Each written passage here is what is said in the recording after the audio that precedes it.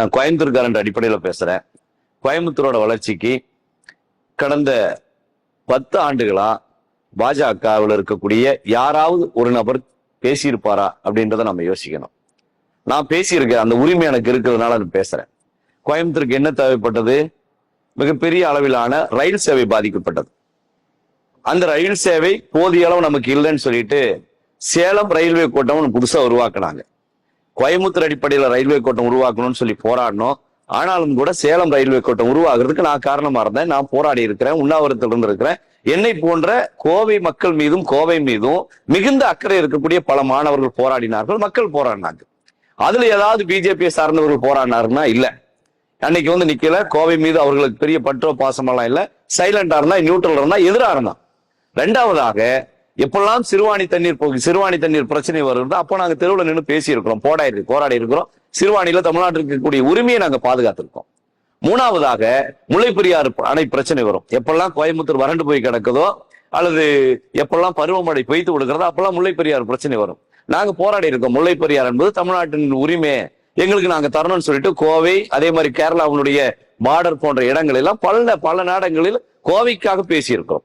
அப்படி ஏதாவது பாஜகவை சார்ந்த யாராவது ஒருத்தர், அது பாஜகவா இருந்தாலும் சரி, இந்து முன்னணி, விஸ்வ இந்து பரிஷத், இப்படி எல்லாம் ஒரு 50-40 பிள்ளைகளை பெற்று வச்சிருக்காங்கல்ல, அதுன்னு இருக்கிறவர் யாராவது பேசியிருக்காருன்னு பார்க்கும். இந்த கோவைக்கு எந்த அடிப்படையிலும் வளர்ச்சி இல்லை. மாறாக என்ன செஞ்சிருக்காங்கன்னா, இந்து இயக்கத்தில் இருக்கிற ஒருத்தர் செத்து போயிடுவாரு. அது ஊர்வலம் போகும். ஊர்வலம் எங்கிருந்து போகும்? பெரியாஸ்திலிருந்து துடியலூர் வரைக்கும் போகும். போகிற பொழுது என்ன நடக்கும்? இஸ்லாமியர் கடைகளை குறிவைத்து அடித்து நொறுக்கு போடுவாங்க. அங்க இருக்கக்கூடிய ஹோட்டல்கள் பிரியாணி அண்டாவை தூக்கிட்டு போவாங்க. போலீஸினுடைய கண்ணெதிரே போலீஸோட ஜீப் அரிப்பாங்க. கோவை ஒரு கலவர பொம்மையா மாறும். அந்த சம்பவம் இன்னைக்கு என்னால மறக்க முடியல. தன்னுடைய தாய்மார்கள் எல்லாம் பயந்து போய் தன்னுடைய குழந்தைங்க பள்ளிக்கூடத்துல இருந்து கூட்டிட்டு வரத கண்ணார நான் பார்த்திருக்கேன்.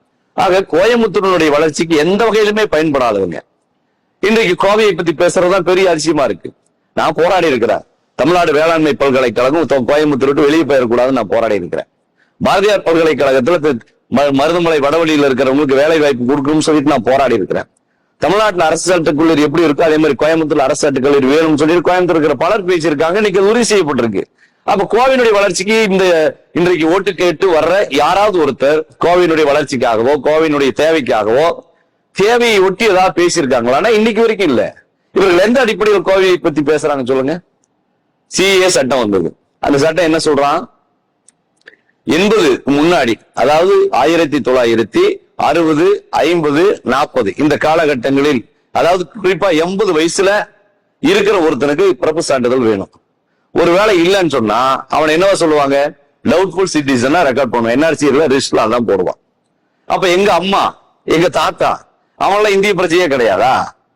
அதற்கு எதிராக இங்க இருக்கிறவங்க எல்லாம் போராடும் போது நாங்க போய் நின்னோம். இது எல்லாருக்குமே பிறந்தோம். நாங்க ஏதோ எங்களுக்கு மட்டும் டீசல் பெட்ரோல் விலை 120 ரூபாய் மாதிரியும் பிஜேபி அமைப்பை சார்ந்தவங்களுக்கு எல்லாம் 50 ரூபாயா தர போறான். எல்லாருக்கும் ஒரே வேலை தான். இது எல்லாம் வேண்டாம் அப்படின்னு சொல்லி நாங்க போராடி இருக்கிறோம். தமிழ்நாட்டு, அதாவது இங்க இருக்கக்கூடிய பஞ்சாலை தொடர்ந்து காப்பாற்றப்படணும்னு நாங்க போராடி இருக்கிறோம். சிறு குறு தொழில்கள் கோயம்புத்தூர்ல காப்பாற்றப்படணும்னு சொல்லிட்டு போராடி இருக்கிறோம். போதுமான இன்ஃப்ராஸ்ட்ரக்சர் டெவலப் ஆகுறதுக்காக போராடி இருக்கிறோம். இங்க இருக்கக்கூடிய குடிசை வாழ் மக்களை அகற்றக்கூடாதுன்னு போராடி இருக்கிறோம். இப்படி பல போராட்டங்களும் கோவையில் நடந்திருக்கு. நான் அதில் கலந்து கொண்டிருக்கிறேன். அந்த உரிமையோடு பேசுறேன்.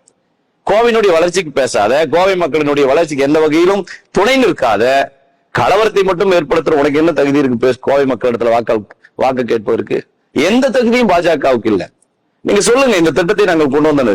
எனவே கோவை மாவட்ட மக்கள் விழிப்புடன் இருக்க வேண்டும். கோவை பண்படுத்தப்பட்டது, கோவை தொழில் வளர்ச்சி அடைந்தது, கோவை கல்வியில் சிறந்தது.